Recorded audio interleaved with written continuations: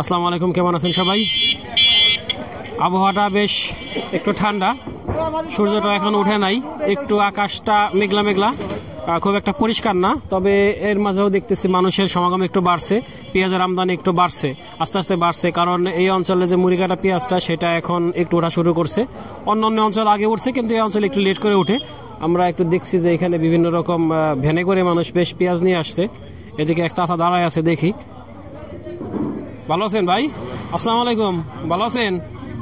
এই দাম হইতেছে কিরকম? 1300 টাকা।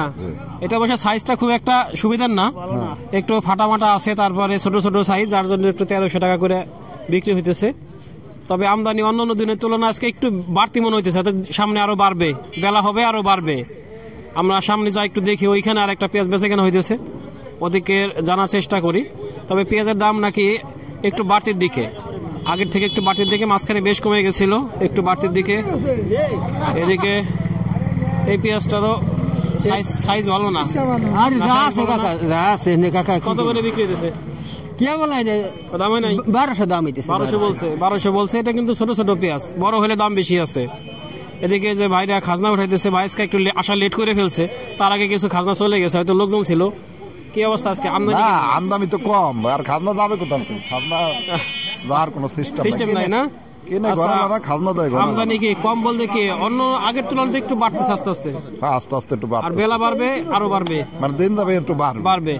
এদিকে আমরা যাই দেখি, আরো কিছু পেঁয়াজ নিয়ে দাঁড়ায় আছে, তাদের সাথে কথা বলি। আসেন, এদিকে আসেন, এদিকে আরো একটু দেখে ভাই। আজকে একটু আনন্দ লাগছে, বিক্রেতার লাগতেছে। কেন আনন্দ লাগতেছে? কেন আজকে 1550 টাকা কেজি বেচে 1200-1300। আচ্ছা, আজকে একটু দাম বাড়তি, একটু বেশি না, 150 টাকা মনে বাড়তি। 150 টাকা মনে বাড়তি, এই জন্য তারা একটু খুশি। খুশি এই জন্য তারা খুশি, দাম একটু বাড়তি আছে। এদিকে দেখি আমরা একটা পেঁয়াজ দামাদামি চলতেছে, একটু ছোট ছোট পেঁয়াজ। কার পেঁয়াজ এটা? এই যে পেঁয়াজের মালিক ভাই, কত দাম হইতেছে? 1520 টাকা। 1520 ভাইয়ের বাজারে আজকে সর্বোচ্চ দেখলাম এইটা, কারণ অন্যগুলা 1200-1300 ছোট ছোট, ভাইটা একটু বড় আছে। এই যে খালেক ভাই, পেঁয়াজের ব্যবসায়ী, কিরকম কিনতেছেন আজকে? 1500-1600 কিনছি। 15 থেকে 1600 আজকে বেশ বাড়তি আছে, বাজার বাড়তি আছে। আর আমদানি কিরকম হইতেছে? আমদানি আস্তে আস্তে হইতেছে, গত হাটে ডবল হইছে। গত হাটে ডাবল। তবে পেঁয়াজের যে দাম এখনো যে 1600 বিক্রি করে, তাও তাদের খুব একটা পড়তা পড়বে না, কারণ পেঁয়াজের খরচ অনেক বেশি। এই গুটির যে দাম, সেই তুলনায় সার ওষুধ মিলায় এই 1600 টাকায় আসলে খুব একটা পোষায় না, আর একটু বেশি হতে হয়। এই হলো পরিস্থিতি। আমরা সামনে আর একটু দেখি, এদিকে কিছু পেঁয়াজ আসতেছে, আমদানি বেশ ভালোই, একটু একটু করে বাড়ছে, ভ্যানে করে আসতেছে। আসলে অন্যান্য সময় আমরা দেখি এখানে ভরে থাকে, কিন্তু সেরকম না এটা। এখানে এই বস্তা ধরে সব ভ্যানে রাখে, যেহেতু পরিমাণে কম পেঁয়াজ, যার জন্য একটা বস্তা নামায় খুলে দেখে, তারপরে বাদবাকিগুলো ঘরে নামিয়ে দেয়। প্রিয় দর্শক, একটু দেখেন এই সাইডে, দেখেন পেঁয়াজের আমদানিটা কিন্তু আস্তে আস্তে বাড়ছে। দেখেন একটু আমদানিটা বাড়ছে বেশ ভালোই, আস্তে আস্তে কৃষকরা ভ্যান ভরে ভরে নিয়ে আসছে পেঁয়াজ। আর এদিকে একটা জিনিস দেখেন, চারা কিন্তু বেশিরভাগ বাজারে শেষ হয়ে গেছে, বেশিরভাগ বাজারে চারা নাই। এই বাজারে এসে পেঁয়াজের চারাটা আমরা দেখতেছি কিছু আছে, এবং এই চারাগুলো বেশ সুন্দর, হৃষ্টপুষ্ট, বেশ ভালো মানের চারা। এইগুলো যে এখনো আছে আসলে বোঝা যাইতেছে না। এই বড় ভাই, কি অবস্থা? ভালো আছেন? ওয়ালাইকুম আসসালাম। এই কিরকম দাম আজকে চারার? 3-4 মাত্র 3 টাকা 4 টাকা, এত কম? এই শেষ সময় তো চারার দাম 15-20 টাকা হওয়ার কথা। এই বছর আলুর চাহিদা বেশি ওঠে নাই তো, খেতে তো প্রচুর চারা রয়েছে। দেশে অনেক চারা আছে, মনে করেন যদি কেউ আসে তাহলে দেওয়া যাবে, সমস্যা এখনো দিতে পারবে। কিন্তু বাজারে অন্যান্য বাজারে দেখি না, কিন্তু এই ঠ্যানঠেনিয়া হাটে দেখতেছি আমরা যে আছে। ঠ্যানঠেনিয়া হাটে মনে করেন যে এই হাটে চারারই বিখ্যাত, পেঁয়াজের আলুর সময় আর ধানের চারা। প্রিয় দর্শক, আমরা আজকে আসছিলাম এই ফরিদপুর জেলার সালথা উপজেলা ঠ্যানঠেনিয়া বাজারে। এই বাজারটা প্রতি রবিবার এবং বুধবার সকাল 6টা থেকে 10টা-11টা পর্যন্ত সাধারণত পেঁয়াজটা উঠে, আর হালিটা সারাদিনই থাকে। আপনাদের কারো লাগলে এখানে আসতে পারেন।